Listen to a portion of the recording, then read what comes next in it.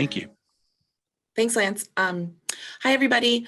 Welcome back. Like Lance said, I'm Elizabeth Yeager. I'm the Individual Artist Coordinator for the State Arts Office. You are now tuned into the Drafting a Strong Artist Statement session with Jeff Pierson. Jeff is the Director of Public Art here in Charleston. And fun fact, he was once the Director of Art here at the State Arts Office. All right, thank you. Actually, fun fact, I started out at Culture and History as the Individual Artist Coordinator in 2004, 2005, I think, maybe. It was a long time ago. Thank you guys for having me. It's always good to come back to well, I'm not there, but back to the old stomping grounds and work with you guys. I miss working with all the folks that are out there, I'm sure listening today around the state of West Virginia, and what powerful things you guys have done for the state of the arts in West Virginia. So thanks for having me. I do want to start by talking a little bit about what I do as it relates to public art in Charleston. And we're seeing a lot of public art, let's see, I guess offices, but not really offices, just a convergence of public art happening around the state. So I think it's important to kind of share what we're doing very quickly, of course, because that's not why we're here, but just to give you a basis for what I do and what we're doing here in Charleston. So I'm going to share my screen, and I'm going to show you something first. Then we're going to talk about public art in Charleston. And then we're going to talk about artist statements, which is what we're here for.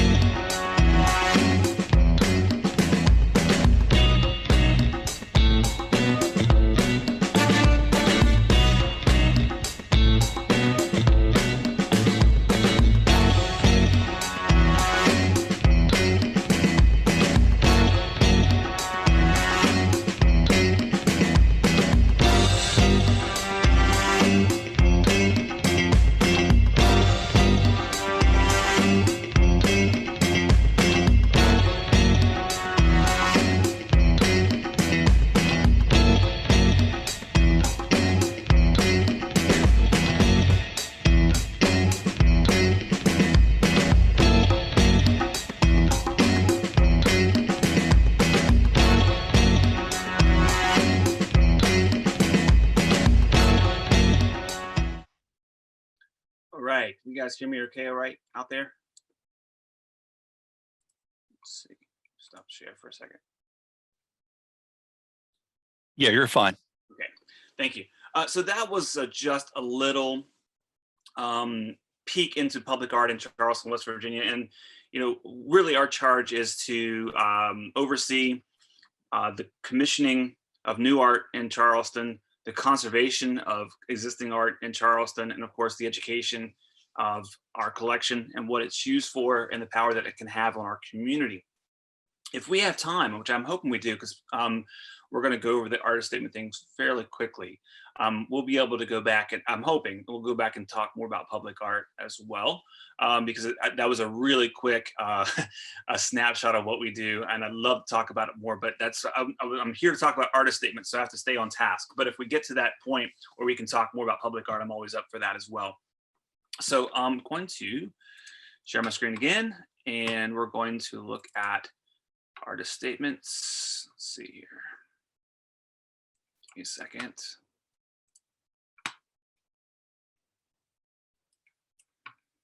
Okay. So can I see that okay? Yes.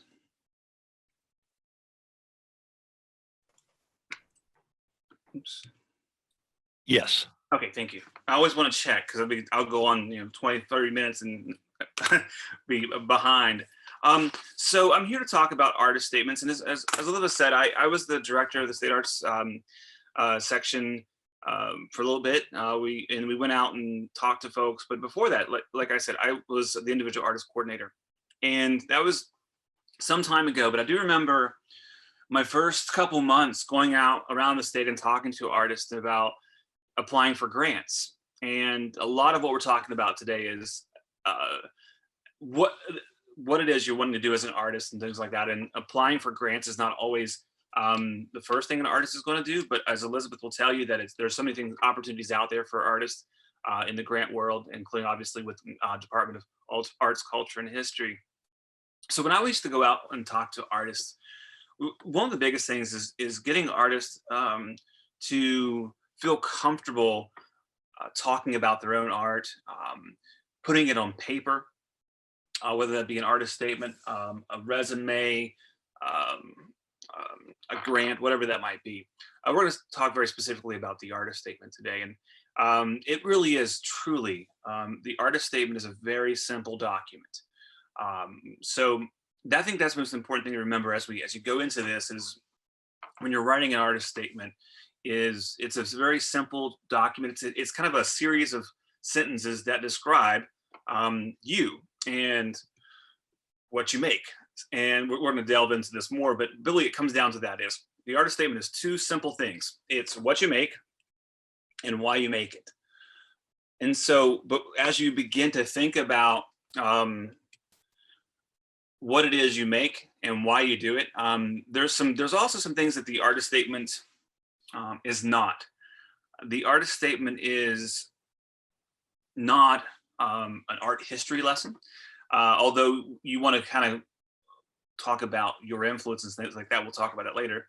The artist statement is not a philosophical manifestation, manifesto, or I always say philosophical mumbo jumbo. You want to make sure it's just about you and what you do and how you do it.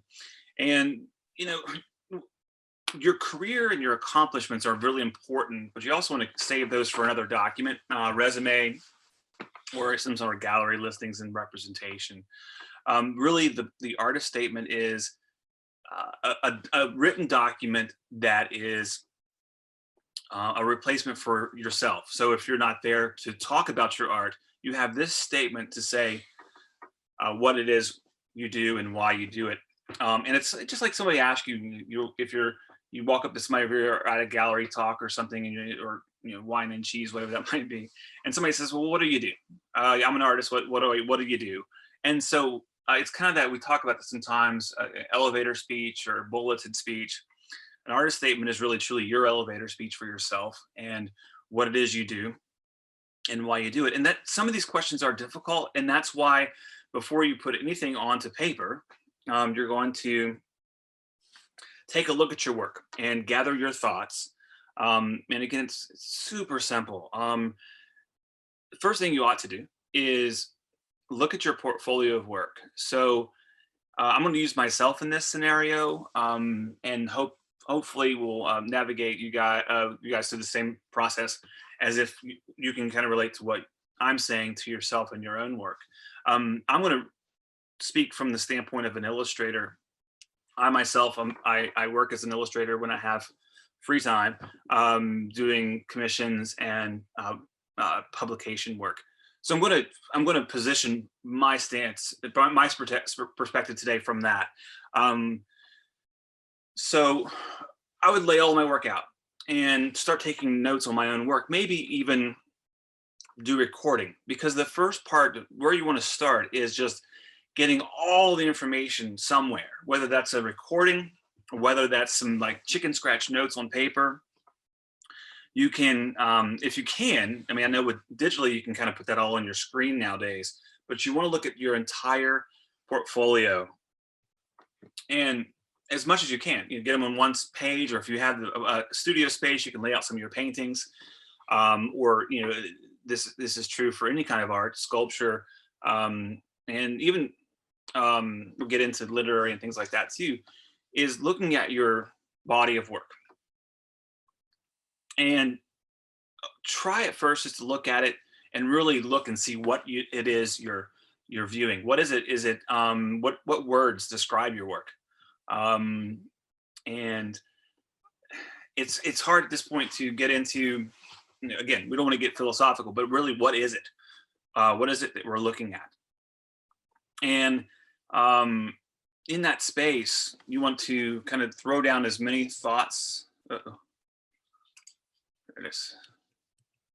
As many thoughts as possible in terms of what it is you're looking at. Even though it's your own work, you may have to kind of re-examine what it is and dissect it a little bit. Again, being brief and simple. And then once you're looking at that work, I think you'll find yourself answering the question, why? And we're gonna get into these questions a little bit more in a deeper sense in just a moment, but why it is that you're making this work, because you want to describe in an artist statement that's very simple and brief to folks what it is and why you're doing it. I'm going to repeat that like 100 times probably. So we're looking at our portfolio and we're going to gather our thoughts. So this is a question, and I know some artists like myself sometimes, we struggle with what words to describe ourselves. And so that's why we want to, at first, we want to write as many down as possible. And again, even recording it, you could do that as well to kind of talk about what it is that you do. So once you have that kind of all written down, what does it look like? What does it sound like? So that's when you start looking at how do you structure the artist statement. And we're looking only just a paragraph or two at most to talk about who you are and what you do and why you do it. There we go. I said it again. So let's talk about that. Once you have all this stuff, all the chicken scratch, brainstorming, recordings, looking at your work, then you want to start structuring the statement. And you want to be as concise as possible. And you're going to answer 3 questions. First is the what. Now, again, I've said this 100 times already. I'm going to say this is where we really dissect that. What is it that you do? And it's kind of obvious. But think about this. Think about if you're not, when you're reading the artist statement, let's say somebody reads your artist statement before they see your work. So then how do you describe it? Kind of separate it for a moment from your actual work. And so it might be as simple as starting out with what medium you work in. So when I describe my work, I am an illustrator who does caricatures in acrylic. And that's a very simple statement. You can you can expand that a little bit, but starting out with simple things, you can go back and edit as well. So the what is really truly what it is. And if you have, I know some of you out there might have very unique mediums or multimedia that you use. You describe that process, especially if it's something that is not typical. For me, again, I just paint with acrylic. That's pretty simple. If you're someone who does assemblage work or you have a special technique or process, I think that's important to describe in the what. Because again, I think once we're looking at the work, we might have those questions. So if I'm looking at a sculpture that's not a traditionally media-based sculpture, if it's done with some sort of experimental assemblage or things like that, then I might want to know more about it at that moment in the artist statement and go back. And again, the artist statement is really used for in your absence. So if you're reading an artist statement on the way to an artist talk, you may not need the artist statement, but if you're not there and you want to represent yourself the best you can as quickly and briefly as you can for those that are getting ready to view your work or getting ready to well, we'll talk about this more about the application of that artist, but they're getting ready to review your work and judge it, that kind of thing. So that's the what. It really is that simple, is what it is you do. The why, let's go to the next one. My PowerPoint's super technical. I mean, I'm not sure why I'm putting these words up here, but it helps to have a visual of some sort, even though it's pretty simple. So the why, and going back to college for me, one of the things that we would try to do, and I just did it myself in my statement, is when we're talking about the why, we're talking about our work. In my work, I quote, I hope, or I try. And I think that goes back to even grant writing, is you don't want to use words like that because you want to be definite and you want to be sure of yourself, of course, and show that confidence that instead of we hope to, we're going to say we will.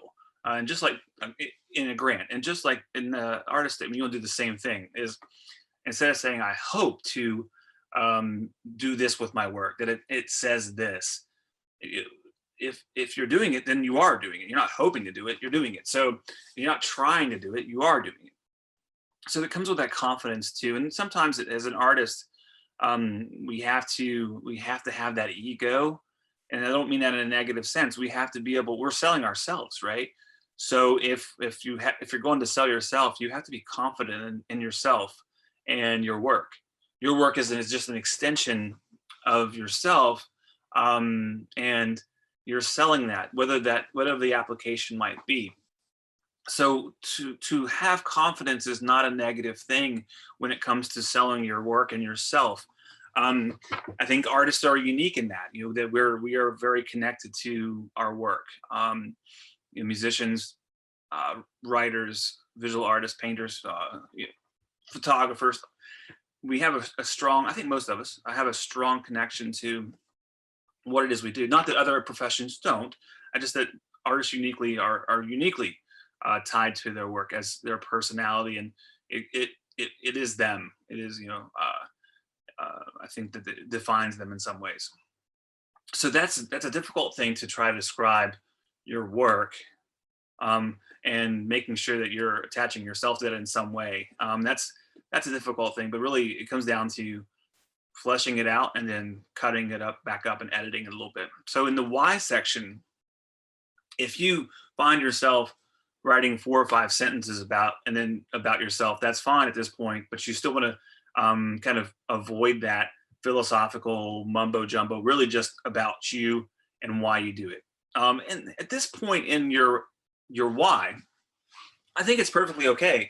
And I think that I certainly would note influences and inspiration. I'll talk about those two things for a second. Influence is something we all, hopefully, we all go back and look at other artists. And so you could draw my work back to 5 or 6 different artists that I've looked at. I've looked at obviously hundreds over my career, but there are certain artists that I pull from. And I think when we're talking about influence, versus inspiration. Let's talk about influence first, of course. Influences are can be a heavy part of the look or the way you approach your art, or it could be 4 or 5 different things. Like I said, I'm influenced by Jim Henson and what he did and his creativity, but you don't really see that in my work per se. And then there's artists like Philip Burke and C.F. Payne that you see a very direct influence of the work. So I think it's important to note your influences in your artist statement. It gives the viewer some perspective and point of view of where you're coming from. And you don't have to be very, very specific in terms of each individual artist that you've looked at over the years. But I think it's important to note, it gives them perspective because, when you're looking at an artist's work, and I get this all the time, even in public art, is you hear this statement, so that reminds me of, or that looks like, and for most people that are reading your artist statement have been around art before. So they're going to have some knowledge of artists throughout history and their importance and influences on other artists. And really that's the game, is we're all influenced by some artists in some ways. And we're always, somebody always say, well, you're stealing, copying that. But really we're not. We're all just kind of taking different parts of each person's work that we've seen along the way and creating our own style. So I'm going to go off a little bit of a tangent now because I want to talk about that for a second. And it has to do with the artist statement, but also just if you're an artist out there, I think there's an important discussion to have that I want to have a kind of a side discussion about style. Your influences dictate your style, but you yourself, going back to describing yourself, you have to create your style. And, some of these words, they're difficult to talk about because I'm not really sure that style is an appropriate description, but it's your look. And as an artist, when you're going to audition for a play or a band or a gallery or a publisher, a theater, there's something that you're telling about a story that is telling it different than anybody else. That's your style. So I may look at a photograph of Frida Kahlo. I'm working on one right now. And I might see her differently than another artist. One artist might look at Frida Kahlo and see her as very serious and draw her in that way, very realistically. And I tend to exaggerate the form, the face, to tell the story a little bit differently. So I think your voice is your style. And I can't really speak on that in terms of other genres or disciplines because I'm not a musician. I played the trumpet for a couple years, realized that wasn't my thing. But and this is another point. I think you also should try out different mediums and just see what happens. I know there's a lot of musicians that are artists, visual artists as well. So anyways, my whole tangent was to talk about style. And I think the style is a big part of the why. So let's go back just for a second because I went off on a tangent. The what is the medium you work with. And then the why is why you do it. Influences and style. I don't use the word inspiration a lot. I don't really myself, and this is probably not true for most of you. Most of you probably do get inspired. I don't really get inspired. I get excited about working on a project, but I don't, the true sense of being inspired, I'm not really one to get inspired, but I think that it's a common thing. And I think that you can talk about that too. What inspires you in your work? And that's different from influences again. So let's see. Let's talk about the how. The how is probably the part where you're going to want to talk more, and really you should keep it brief. But it's the place where how do you work? And so let's talk about the how do you work versus the how, or the what is your process. So the medium for me, my medium is acrylic. That's pretty simple. And I didn't really talk about the process in which I apply the acrylic, that is more of the medium itself, is how do I take the brush and put the acrylic down on the painting. The how is more about how do you approach it. So not technically, but what is your steps? So for me, I look at a person's face. If I'm doing a commission, my first step is, what's the story? How am I going to tell this story with the face? Because I usually do portraits, right? So the story is X, X, X, X. So I want to tell this story using this portrait of this person. Maybe there's something happening there. A lot of times I do pretty straightforward stuff, so it's more about just the face. But you do want to talk about how do you go from the idea to the finished painting, or the couple scribbles of notes about the placement of the notes to the final song. And a lot of times, quite frankly, artist statements are for visual artists, but they can be applied to other mediums as well. Typically, they were meant for to describe artists' work in galleries. So the process is really how you get from point A to point B. And again, I'm not going to talk about every single step of my process. I'm not going to talk about, well, I do a thumbnail sketch, and then I go and shoot reference, and then I do a final drawing, and then I do a color mock-up if I need to. And all this detail and minutia that really isn't necessary. It's really just about how do you approach your art. The reason why that's important for the gallery owner or the potential commission is they want to know how you work. Maybe that's for logistics. Maybe they just want more insight in what they're investing in. For a grant, maybe it's an educational learning opportunity for other artists that they can share. So all of those things I think is important for the how. So once you have all this fleshed out, hopefully you have a document that has more than you need. So then you get to go back and at this point probably have somebody else go back and look at it as well, is looking at this statement that you've made and all these things that you've written down and cutting it down to an easily ingestible piece of writing that can be read in just a few minutes at most. Because again, this is a snapshot of you and your art. So the editing part is more or less like any other bit of editing. You want to make sure that you're cutting out what you do not need, but you're leaving the important parts of what you need to tell your story and to say what you make and why you make it, using the what, why, and how. So that's the part where you get your red pen out and give it a whirl.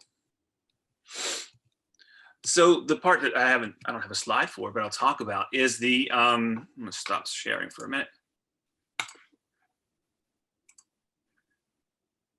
Let's just talk. The part that it was not on the slideshow, and the slideshow really was just more of a navigation piece, but is what is an artist statement, what is it used for? Now that you have it, what do you do with it? And so for some of you out there, hopefully enough that it makes sense, is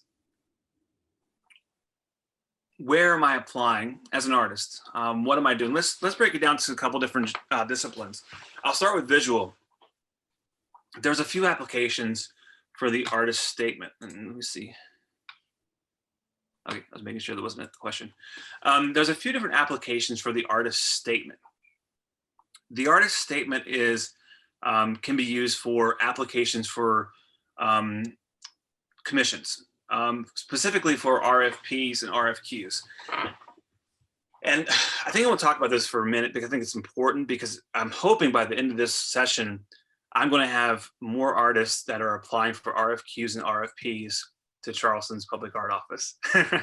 So let me talk about that. RFPs, the RFP is a request for proposal. And what that means is the commissioner is asking artists to send a proposal for a very specific project. So we were just talking before our session started about the Gallery 64 mural project under the Interstate 64. It's a series of pillars under the interstate that are painted by artists. And we asked for RFPs. And what I mean by that is the artist actually submits a design concept of what they're going to paint. Um, so we're seeing what we're going to get. That's an RFP. And with an RFP, we often ask for the artist to include an artist statement, artist resume, and a portfolio of work, even though they're giving us a proposal. And again, the application for that is we want to know more about the artist. What is their process? All the things we just talked about, the what, why, and how, because we want to get to know the artist too. But with a process like this, we only have paper. And go back to way back 2005 when I used to tell artists, is you're telling your story on a piece of paper, and it's hard to do. So it is a skill, and hopefully with some practice and some help. I'm looking at a question, sorry. I'll go back to that in just a second. So with that, with the piece of paper can tell your story very quickly without you being there. I just had a question come in, so I'm gonna jump back for a second. Connie asked, could you give an example of the how section? Not quite sure what it means to describe my approach, not my steps. Okay, so I think the confusion probably a bit was when the what section we're talking about our medium, and sometimes your medium is a process in itself. That's one section of your approach. The actual application of the paint or your welding, whatever it is you're doing, that's part of the medium and how you, what it is you're doing. The how is more about your broader approach to your work, starting with the idea, the story, the concept, the sketching, and how you get to the final execution. When I was talking about the process and the what, I was talking more about the execution, and if it's unique, if it's a unique medium, to certainly mention that, but it's more about what the medium is. I hope that makes sense. So back to the, what do we use it for? RFP, if you're applying for an RFP, you want to make sure that you have a concise artist statement in case they ask for that. And nothing, when you're looking at different opportunities for artists, the artist statement, you want to sometimes look at that just like you would a resume. You know, do I need to modify it for this particular application? I mean, it's still just me talking about me, but there may be some tweaks there you might have. So you have the RFP. The second thing you might apply an artist statement to is an RFQ. An RFQ is a request for qualifications. And these come out all the time. And again, we'll talk more about public art in Charleston because we have them quite a bit. RFQ is a request for qualifications.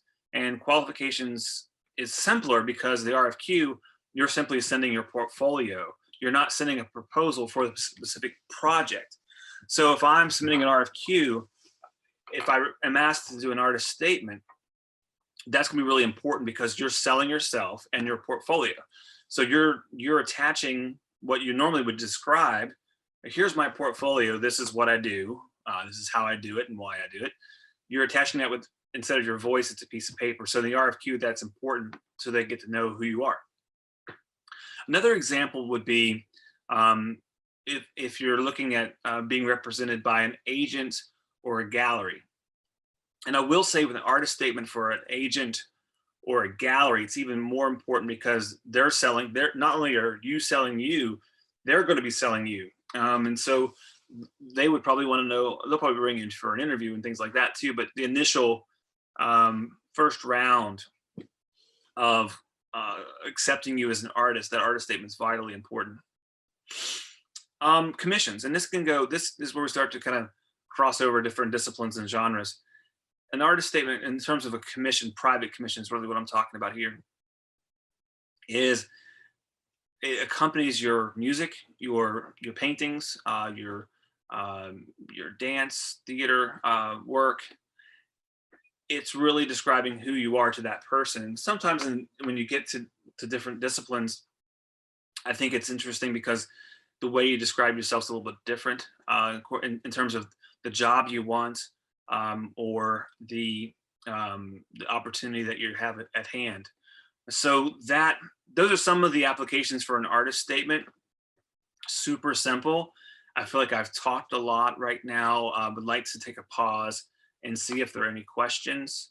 I went through that pretty quickly, strategically leaving time for public art discussion as well.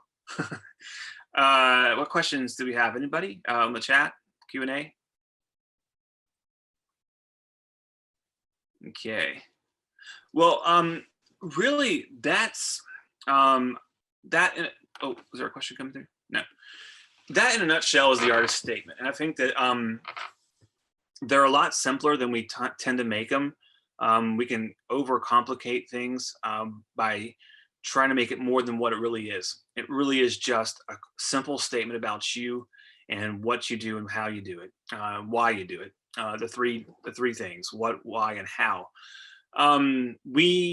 I have not done this yet, but I will try to throw up some samples later on, or I mean, truly you can Google artist statement, you get some pretty good ones.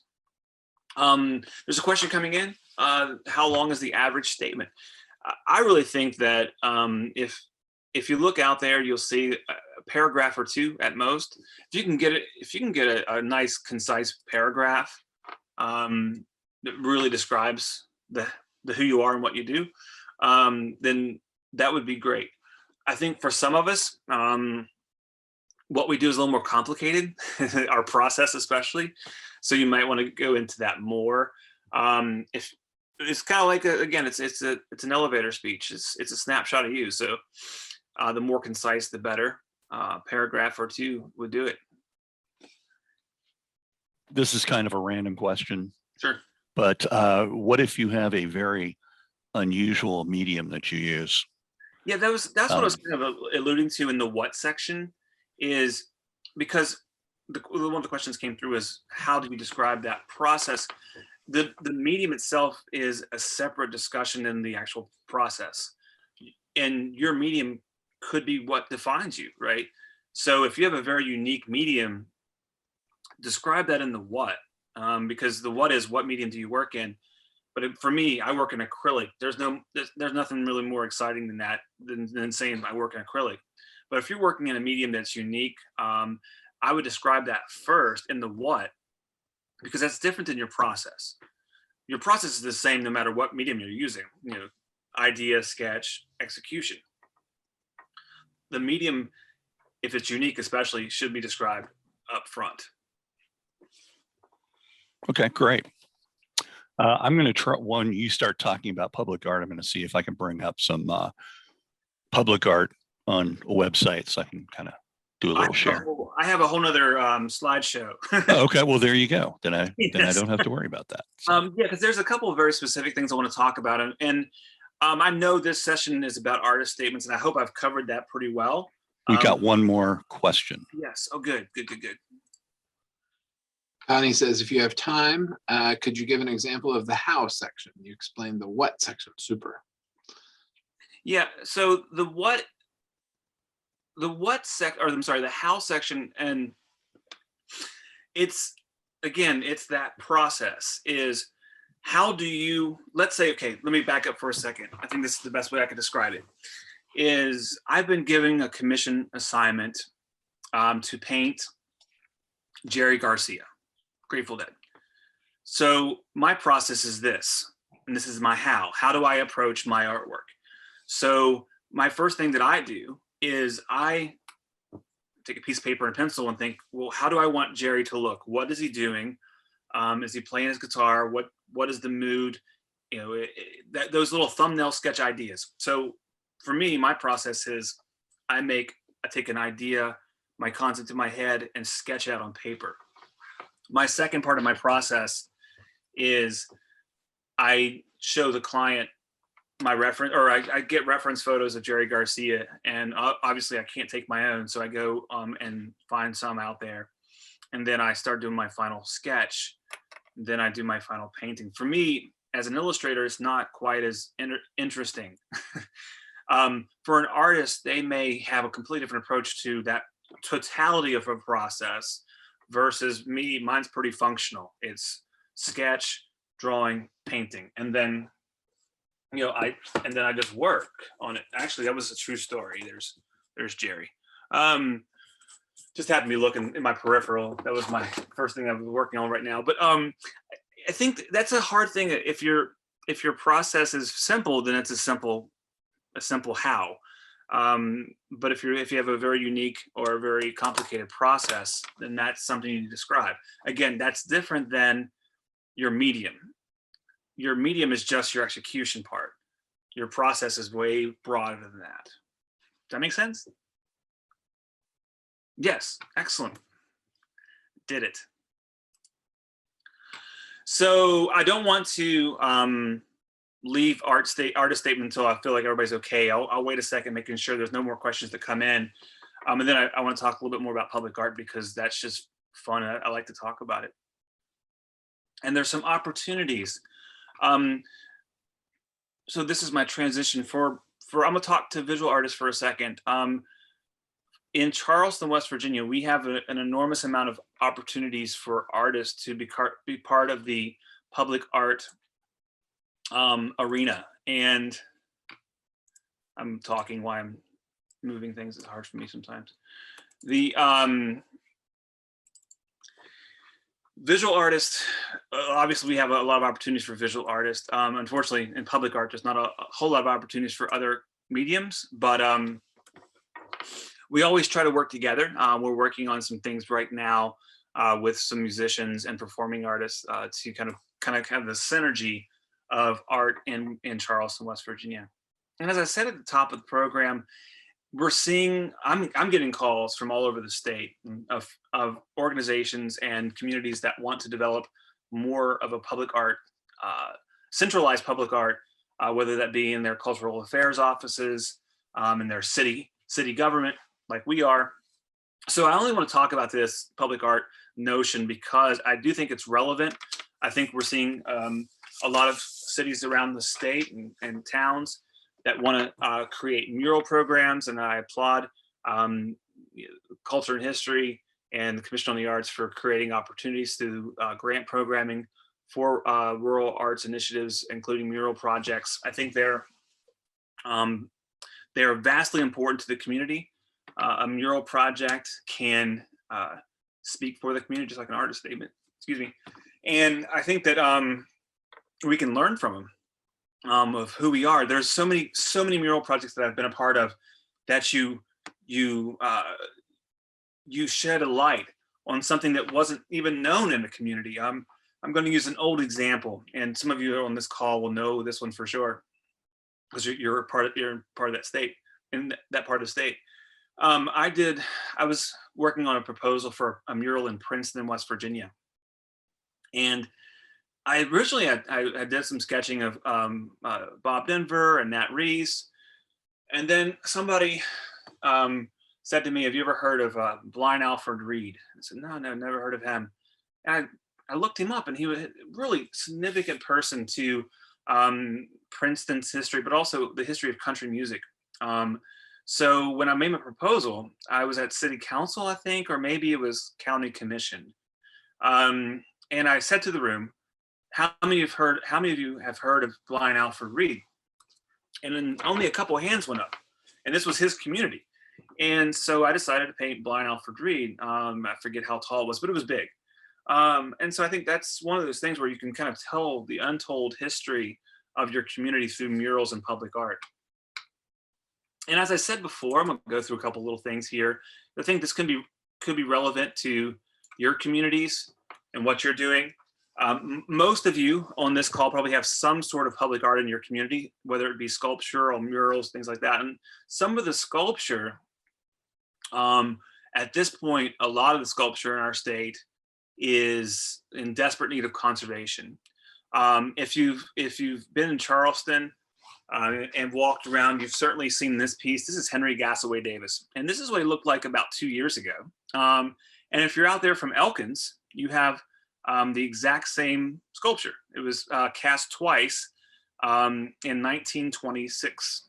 So this piece is, in its current state, well, in this photograph at least, it was in very poor condition. You see a patina is nice sometimes, but in this particular photograph, the patina was at a point where it was causing permanent damage to the sculpture. So that's when we have to come in and do conservation. That's part of what we do. And there's a lot of conservation that just happened on the Capitol grounds this past year, a year and a half ago, I think, the Abraham Lincoln piece and a couple of others. So it's vitally important to take care of the public art in your community. You go from something like this to that. So that's what he's supposed to look like. Now he's in a healthy condition. We want to make sure that we're always taking care of the work. You see there's a really good close-up of what he looked like the day of, and then he's getting his bath, very expensive.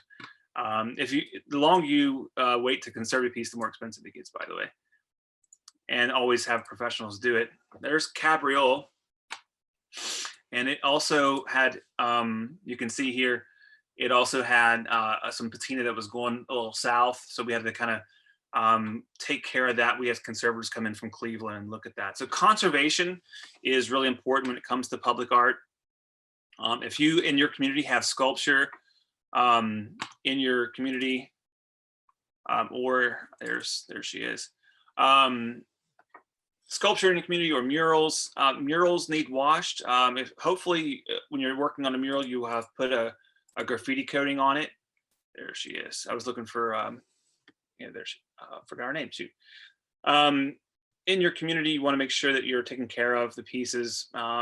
Even like I already say with murals, here I am posing really kind of like a dork, but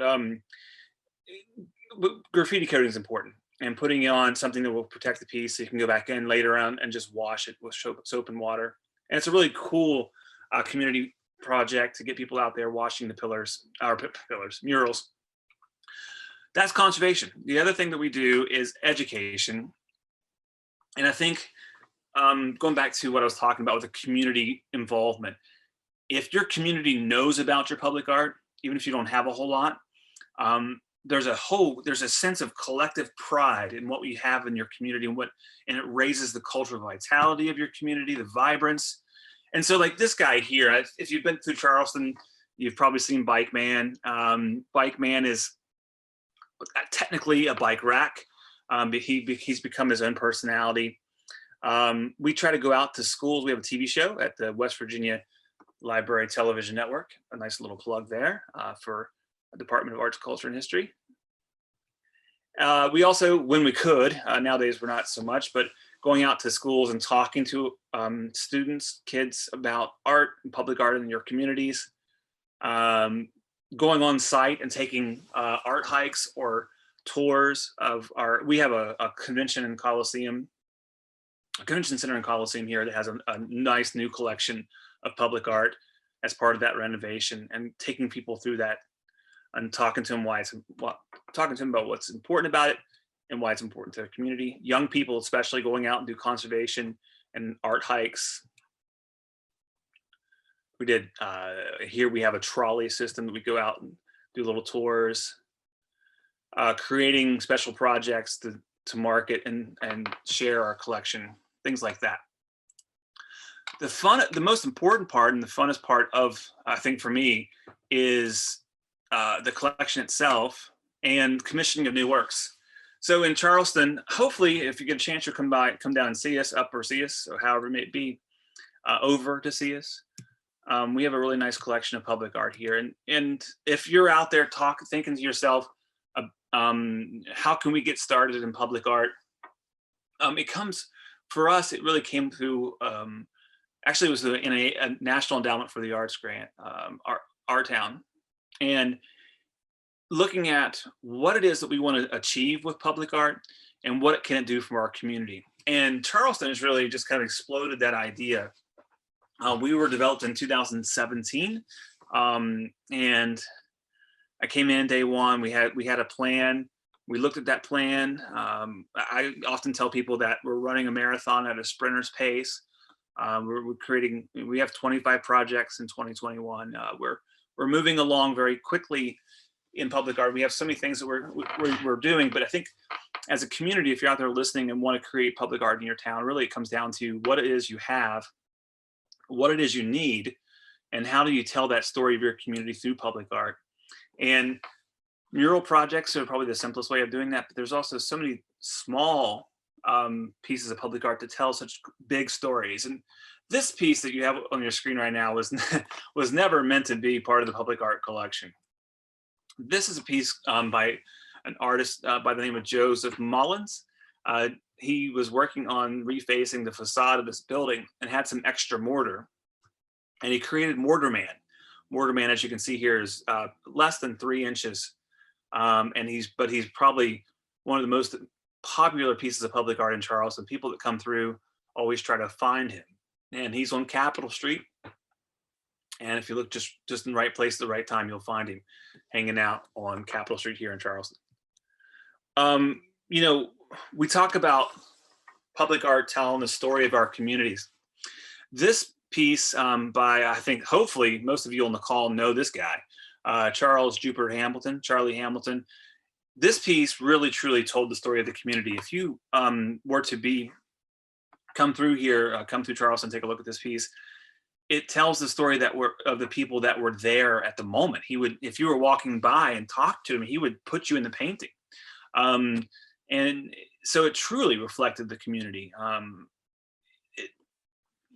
To have Charlie dissect this piece would take hours, because there's so many amazing small vignette stories in this piece, and it really truly tells the story of our community in Charleston, West Virginia. We'll go back to this one. I know it's mine, but it also, we talked about history, telling the history of our state. This was done during the sesquicentennial in 2013. Is that right? Yes. And the creation of the state of West Virginia. So we tell stories in our history through our art.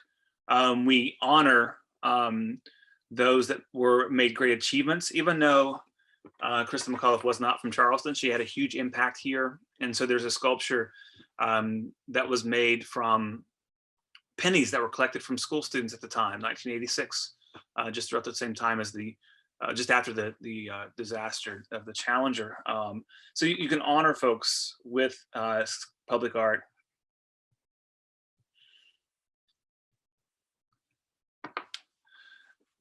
I want to talk a little bit about some very specific projects.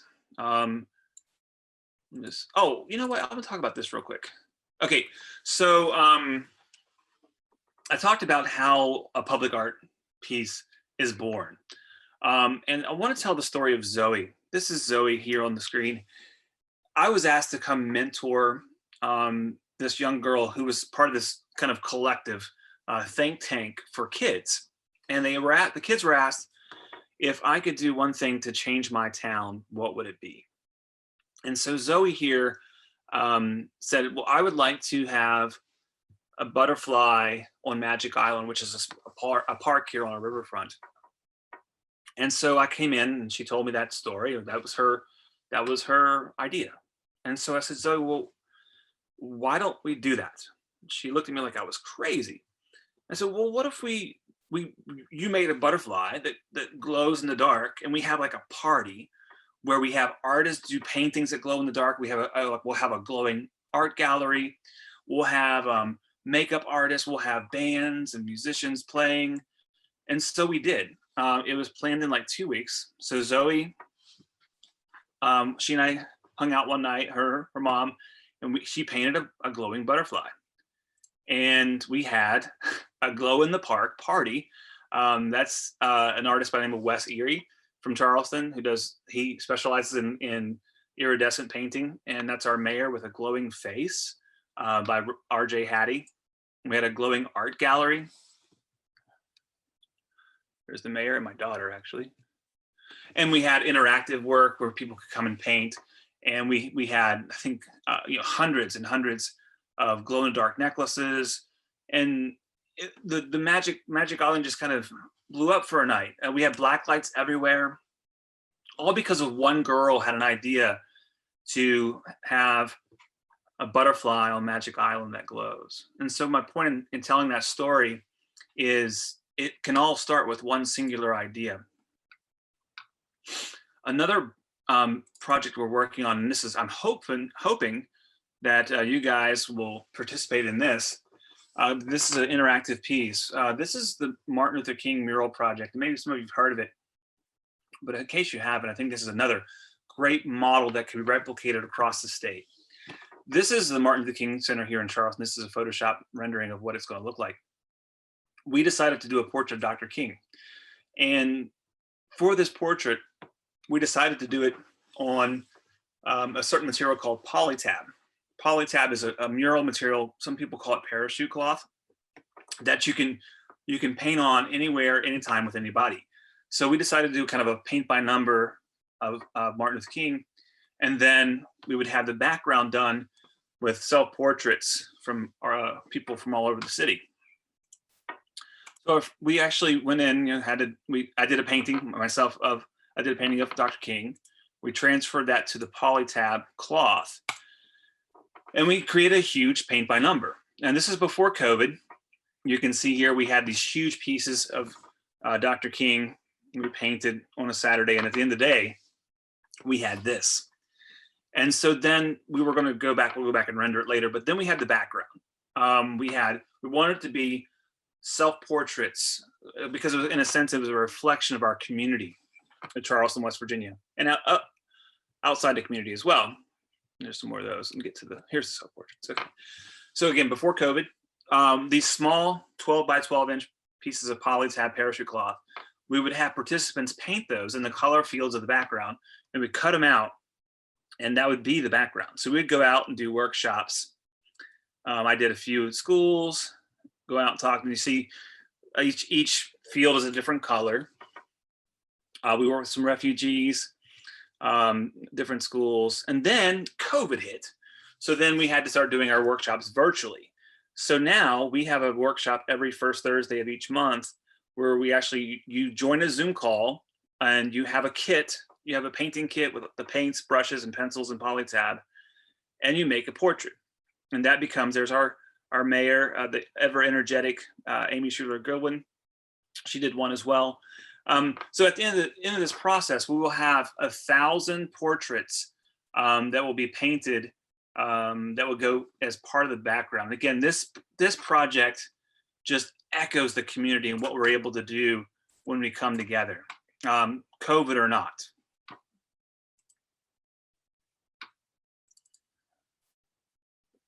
Again, I want to show another project. I think, again, we're talking about public art in your community and what's possible. Sometimes the most challenging thing is funding. And I wanted to share this project because this project was what we call low resource, high impact, meaning that we had budgeted very low numbers for this project. We took 9 locations around the city, and we went to artists and showed them the locations and said, what could you do with this space? And we gave them aluminum, just like our signs, like our stop signs. And they created a painting on that aluminum. We cut it out and put it in the space. And so just like here we see Artie the robot, he's living under that ivy, with the umbrella to protect him from the ivy. And we have, oh, this is me clowning around, but let me see, there she is. This is a squirrel that was put in Canal City. It really was about the evergreen there behind the tree behind there. And looking at a space and interpreting what that space could be abstractly. And this is by Stacey Elise Cornell, an abstract piece. There's an article in. Kaylee Phillips. She creates very graphic looking pieces. Again, this is just 2 pieces of aluminum. I think our budget for this particular piece was like $300, and the impact's incredible. I did one of Bob Ross, and I think the aluminum cost for maybe $30-40, and I obviously painted it for free. There's the portal. This is Geraldine the giraffe coming down Virginia Street here in Charleston, and it's just sticking up out of the bushes by Rob Cleland. There he is. And it's a simple way of creating a piece that you kind of happen upon in public art. We get a lot of comments about this piece. This is called The Dreamer. It's probably our most recent mural, I think. We had a couple others, but this is probably the most significant one. I share this piece because the community came together to support this piece financially. And so it really was their piece. And this was an RFP. So this was a piece where we had artists send in proposals of what they would do if they were given this space. Another great project that we did that was low resource, high impact was Artist Alley. And if there's anybody from Princeton on this call, yes, we did steal this from Princeton. Lori McKinney and the amazing folks down there, Robert Blankenship and the Riff Raff Arts Collective. They had an alley in Princeton. They decided to make paintings in the alley. The only difference with ours is we actually had the artists painted on aluminum first, and then we installed them. This is in the west side area of Charleston. An unannounced tribute to Tudor's Biscuit World. So we've done a lot in Charleston in terms of public art. We try to put in new sculpture, new mural projects. My point in talking about it is the range of small projects with low resource but high impact, all the way to kind of more expensive pieces. We have some things coming up this summer. You can do a lot with a few cans of paint and some volunteers. This is the volunteer mural on Charleston's East End. Very simple design with large color fields and some volunteers that are willing to make their community a little brighter and a little more vibrant. And we did this last summer. And there's the mayor and my daughter working together on that piece. So again, just like with the artist statements, I'm gonna stop talking and look at some of the questions. Let me go back out here for a second.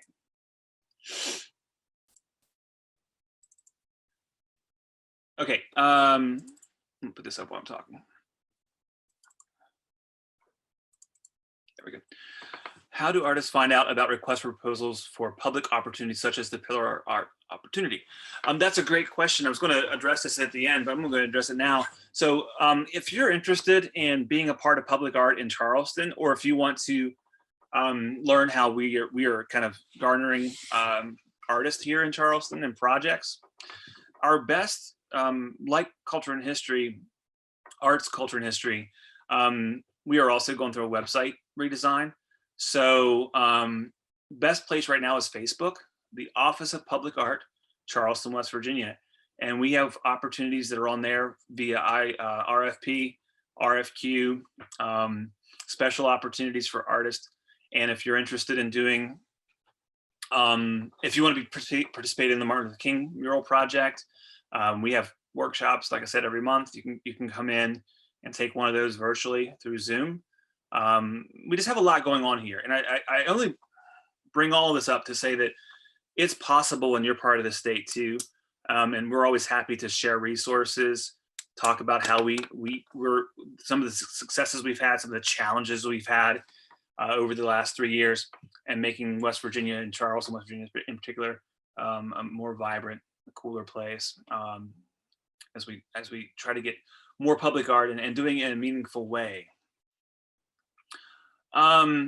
So one of the things that we have a challenge, and this is a challenge that you will face in your community too, when it comes to murals. I'm answering a question here that's on the question and answer, is two issues.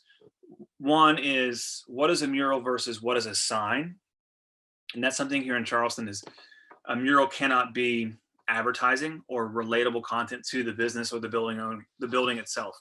So if you have, if you're a veterinarian, you cannot put a huge mural of a dog on your building. That's just the way it is. It's considered advertising. So we have to be really careful here in those making sure that it's black and white and not gray lines. The other consideration that we have here that is applicable, probably more so in some of your communities, is graphic art, street art, murals in historical areas of your town or your community. And for us here, we have very strict ordinances and zoning laws for historical districts that in some cases, murals are not allowed on certain buildings, and you cannot paint on certain historical bricks. I think Susan Pierce in the Historic Preservation Office to talk to you more about that. What you can do, and this is why we did Artist Alley the way we did. If you have historic brick on a building, you can use what's called a substrate material like aluminum, and you can attach it to the building in the mortar of the brick. So that's one way around painting on historical structures. Is most cases your local building commission or city hall officials will allow you to do that with the understanding, if it's a historical building, that the state Historic Preservation Office is okay with working inside the mortar of that historical brick, not the brick itself. That's one way around it, because I know a lot of you are on this call probably have a lot of older communities with older buildings. So that's hopefully answers your question about street art or murals on historical buildings. And in historical areas, let me make sure I'm addressing this as well. We're actually getting ready to do a series of mural sculpture installations inside the Luna Park Historic District here in Charleston. And we're actually attacking it from a very specific angle, as we're actually wanting to create public art that interprets the historical nature of that area. So the Luna Park Historical District is based obviously on the fact that we had an amusement park in Charleston, West Virginia until 1923 that burned down. And that's why that part of the city has all these weird windy roads. That was the sidewalks from the park. There's all kinds of other information about the park that we will include in those interpretive signs and installations. So I would say the best advice regarding street art or murals or public art in historical areas is making sure that, number one, this is true for anything, is making sure that your city and county government know what you're doing, that it's not street art. Street art is often described as guerrilla art, is that meaning that you do not have permission to do it. In Charleston, we as a city, you have to seek permission from the city if it's in the right of way, even if it's your own building. You have to have permission from the city to do any kind of public art, mural, or sculpture in the public right of way. So that's important, is to know what your city or county government's guidelines are for public art. And if there's not guidelines, then something you might want to check with the state Historic Preservation Office if you're working in a historic district or on a historic building. Hope that answers your question. It's a little long-winded, but I think it's an important issue to make sure when you're doing public art to make sure that it's sanctioned and approved by the governing body. And working with partnerships. This particular partnership that you're seeing on the screen that we haven't talked about yet was another great way of creating a public art piece that is always evolving, always moving, literally. This is the Art Bus Project. We're going to start doing a new art bus every year. This was our first one by artist Blake Wheeler. And in this picture, you can see our mayor, the artist Blake Wheeler, myself, and the director of Festival, Maria Belcher, which is some of the partners. We had the Charleston Area Alliance, of course, KRT, our regional transport and transport authority, and the University of Charleston. Now, I say all that to say that partnerships are so vitally important to public art. I think I was just talking to Lori McKinney last night about some projects that we're working on here and how important it is to partner the right people together in your community. And hopefully your community has strong ties to the arts organizations and they work together very well. I know the ones that I know of these days still do that really well. And so just putting another element of public art into that is as simple as coming together with a concept or idea and how you execute that for your community. What else can I talk about that I haven't talked about yet? I think that I know I spent a lot more time talking about public art than I probably should have, but I think it's important. I think that it's something that you can do to lift your community. Again, the cultural vibrancy, the collective pride, and what you guys are doing. Is there any other questions about artist statements or public art or art? How we apply it is important in West Virginia. why it's important, what it can do for a community. I know for us in Charleston, it has been, I'm gonna stop sharing, I think. Oh, here's a question. Maybe, yes. Okay, the question is, does an old building mean it's historic? And the answer to that question is, if you're thinking about working on a building in your community, whether it be a mural, whatever it might be that you're going to do to that building, make sure that you go to your city or county records, or it could be as simple as calling the State Historic Preservation Office to make sure that it's not on the historic register. If it's on the historic register, it has to follow certain guidelines. If it's just old, it may not be, and you may be able to paint right on the brick. I know many of you around the state, we have a lot of old buildings around the state. So just because it's old it may not necessarily be on the historic register. So that's important to note. But just make sure again that you're taking all the steps necessary to get the right approvals, so you don't have to get go back and paint over it or take it down. That's something you definitely don't want to do.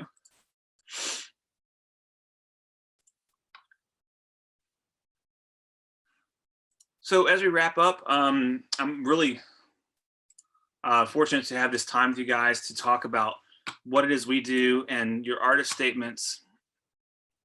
I'm looking to see if there's anything in the chat that I've missed. Let me throw this on the chat. There's the registration for the MLK virtual workshops. If you're from somewhere other than Charleston, West Virginia, and want to participate in the Martin Luther King workshops, we're working on a process in which we can send out the supply kits. Right now, we do not have that process because it is, we do have to mix the paint individually and things for that. So we'll see what we can do. If you're interested, please reach out to us. And again, if you have questions about public art, or if you're an artist out there, or you're an organization who wants to learn more about public art and how you can apply it to your community, we're here to help. We think the more public art happens in West Virginia, the better. And if Charleston can help with that as taking a lead or a resource, we would be happy to do that. And just in summarizing what we talked about with the artist statement, really, truly, it's telling your story in the quickest way possible. It's again, it's if somebody asks you, well, what do you do? What do you do? What do you do for a living? Who are you? What do you do?